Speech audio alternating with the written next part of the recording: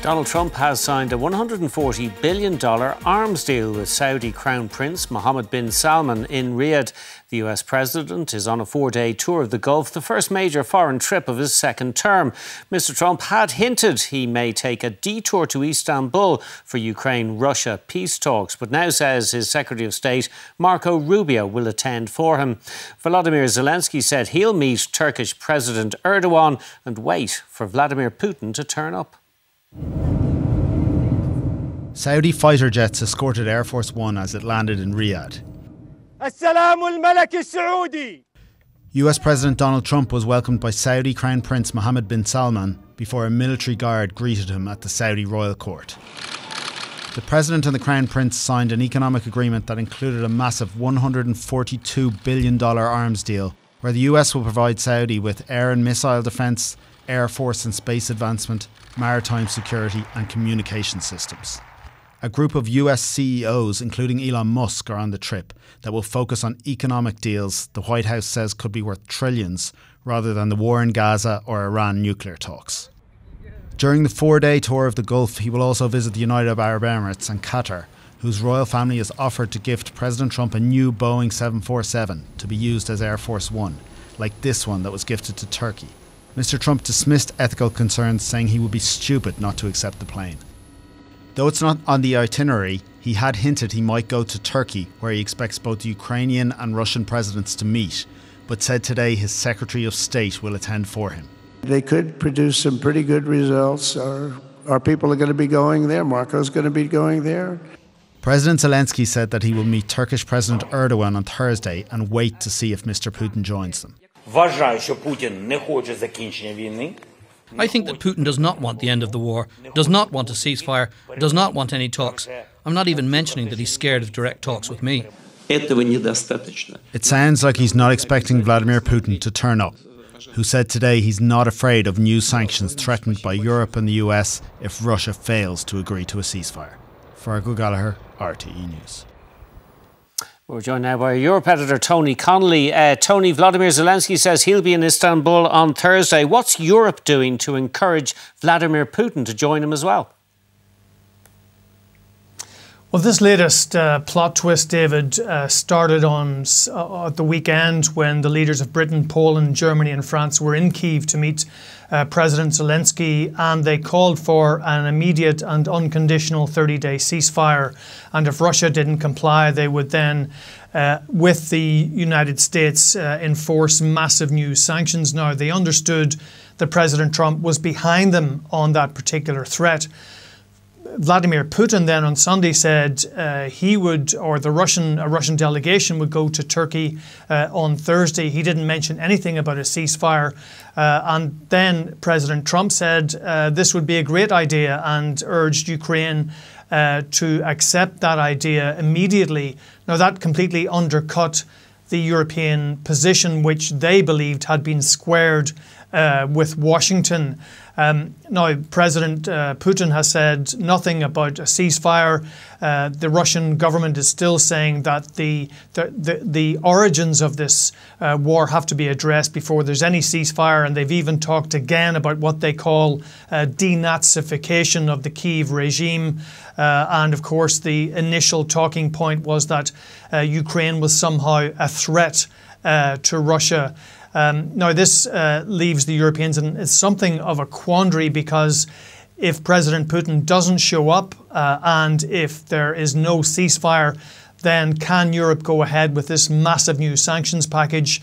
If the United States is not on board now, Chancellor Merz, the German Chancellor, has talked about financial and energy sanctions, but of course for the European Union to get a big new sanctions package over the line, they need the support of countries like Hungary, which of course Viktor Orban has been a strong supporter of Vladimir Putin. So this leaves the European position somewhat exposed, and it's not clear if President Trump will back the European position if Vladimir Putin doesn't show up to these talks on Thursday.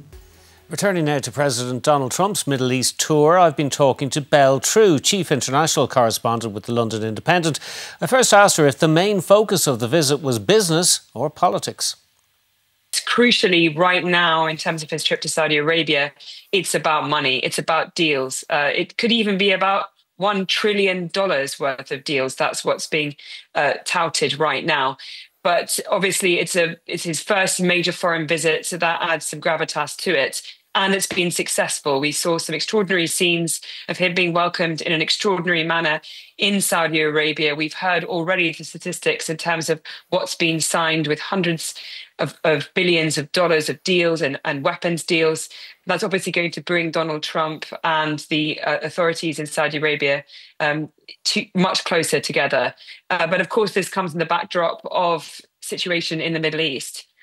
With the situation in Gaza, Donald Trump is obviously going to be trying to get support from the Gulf countries to back some form of deal that he wants, some kind of ceasefire deal.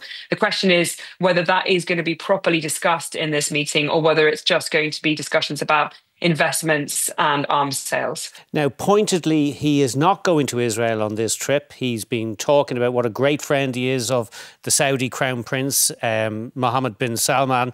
Should the Israelis be worried that perhaps his unwavering support isn't quite as unwavering anymore? I think if we look at this in terms of history, Israel and the US have always had deeply close ties, even if Donald Trump is in the middle of a spat with Benjamin Netanyahu, as many sources are pointing to. In the end, the most important ally in the region will always be Israel for the US. If you take a look at any of the statements that the administration has been saying. But of course, he's not making his first foreign visit to Israel. He is going to Saudi Arabia. There is a vast sum of money that's involved in this, and that's something that's very important to Donald Trump. And at the same time, it comes as we're getting reports that there is, a really strong breakdown of relations between Trump and Netanyahu, and particularly as Trump appears to be very angry with Netanyahu's behavior in Gaza and response to US calls for a ceasefire. But that said, Saudi Arabia and Israel were on the cusp of potentially even forming normalized ties before the war in Gaza erupted in October 2023. So it's not Saudi Arabia is an enemy of Israel. It's not like Donald Trump is trying to cozy up to Iran. In fact, Saudi Arabia, Israel, and the US all share the same diplomatic opinion, which is one that is against Iran. So I think in that regard, it isn't so much of a slight to Netanyahu, but certainly it comes amid reports that relations between the White House and between Netanyahu's administration are not good. And meanwhile, as all this goes on, the humanitarian crisis in Gaza just gets worse. A UN-backed food security alert has said that 1 in 5 people in Gaza, that's 500,000 people, are facing starvation right now. And that is because of an Israeli-imposed full blockade on aid and supplies into the tiny, already devastated strip. I talk to people on the ground every day. I'm talking to mothers who are living off rice, water and salt, who can't breastfeed, whose newborns may die because they're malnourished. I spoke to another mother who had a 3-year-old daughter who weighs little more than a newborn because she is also hungry and also suffering from diseases because they can't get hold of clean water. There's also incredibly hard bombardment that's continuing.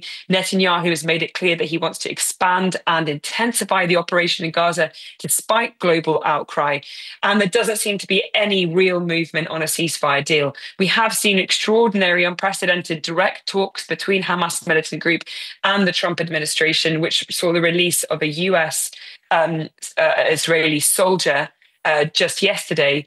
But in terms of Hamas-Israel talks and the hopes of a ceasefire, that still seems quite far off on the horizon. And in the interim, it's the civilians of Gaza and also the hostages, the 58 remaining hostages and captives who are inside Gaza who are suffering. Right now, the situation is beyond catastrophic. People are either facing death by bombs or death by starvation. Belle True, Chief International Correspondent of the London Independent. Thanks for joining us on 6-1. Thank you.